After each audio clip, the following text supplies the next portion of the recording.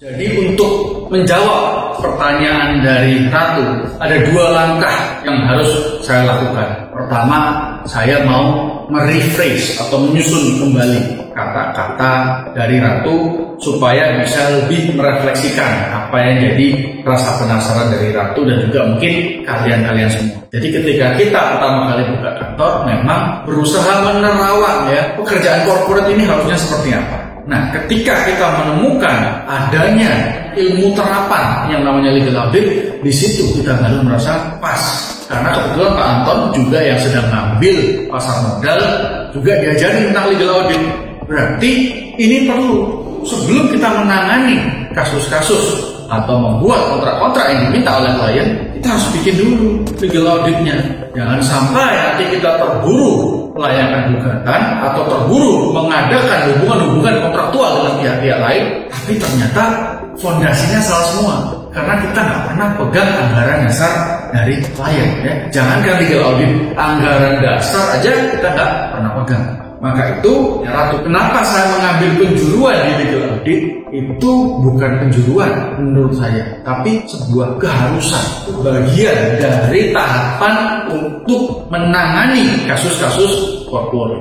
Itu alasan dari segi profesionalnya. Alasan dari segi personalnya adalah karena saya gak suka drama. Saya gak suka klien datang hari ini cerita 2 jam, saya udah kasih saran berkali-kali, ternyata minggu depan gak bisa ditekan karena ada drama baru, ada urusan baru lah, ada perkembangan perkara, saling melaporkan, saling benci, saling sakit hati, kasus-kasus yang dilandasi oleh hal-hal seperti itu.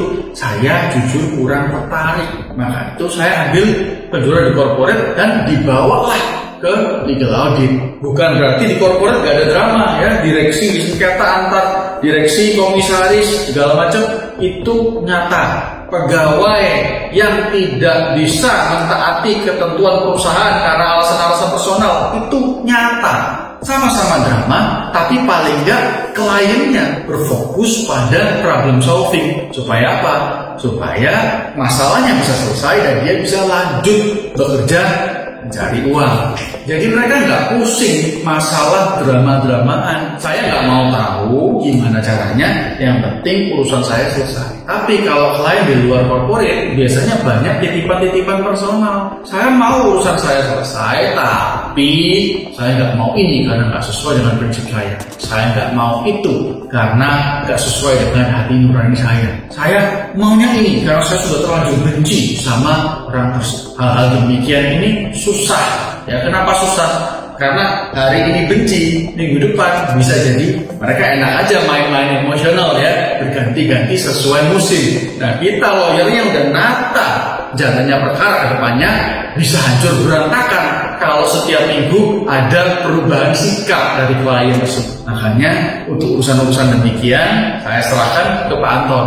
Karena meskipun beliau juga adalah corporate lawyer, tapi beliau lebih ada keponya, lebih ada sabarnya untuk nanganin klien-klien yang demikian. Jauh berbeda dengan saya tentunya, yang mungkin kalian sudah tahu ya dari IG, dari YouTube, personality saya kurang lebih gimana. Jadi itu kurang lebihnya perjalanan saya kenapa milih spesialisasi di legal audit. Nah, kembali ke pertanyaan yang di-rephrase tadi, Pak, jadi gimana kalau kita mau memilih penjuruan yang akhirnya bisa sampai di titik tujuan seperti Pak Michael?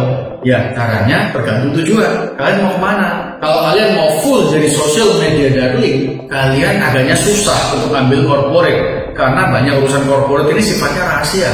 Kalau kasus-kasus yang isinya drama, itu biasanya sifatnya publik. Kita udah berusaha nutupin, tapi tetap terbuka pada akhirnya. Jadi kasus-kasus demikian ya, seperti mafia tanah berjamaah, kasus investasi bodong berjamaah, kasus perceraian artis-artis. Nah, ini biasanya lebih dapat banyak exposure. Jadi mungkin kalau kalian ingin jadi pengacara karena bisa berdampak, berkenalan, ya, bersilaturahmi dengan banyak orang, mungkin kasus ini lebih cocok buat kalian. Tapi kalau kalian arahnya lebih ke Pak, saya suka hukum karena saya suka ilmunya, Pak.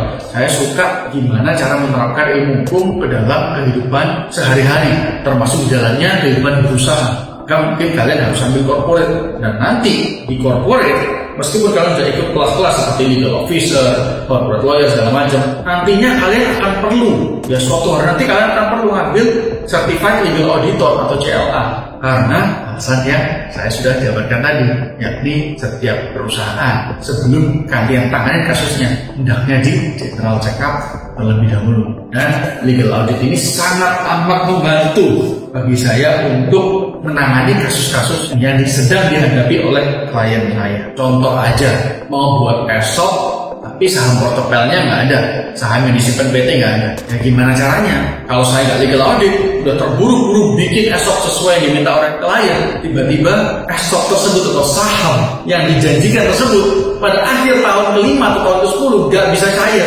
Kenapa? Karena PT nggak punya saham cadangan atau saham portofelnya tadi. Ya, repot. Dan kalau kalian tanya, Pak, kan harusnya direktur bisa kasih atau ownernya bisa kasih. Ya, tapi kan perjanjiannya bukan sama owner. Kalau kita lawyer perusahaan, pasti kita buatnya perjanjian serah terima saham antara perusahaan dengan karyawan. Berarti dari awal perusahaan itu sudah fraud dong.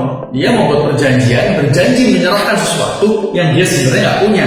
Yang punya subjek hukum lain, yakni owner. Nah, ini bisa jadi masalah. Semoga penjabaran saya hari ini bisa membantu kalian untuk sedikit lebih tajam perjalanan karirnya, sedikit lebih runcing dalam mencari mana sih titik temu yang pas untuk saya berkarir di bidang.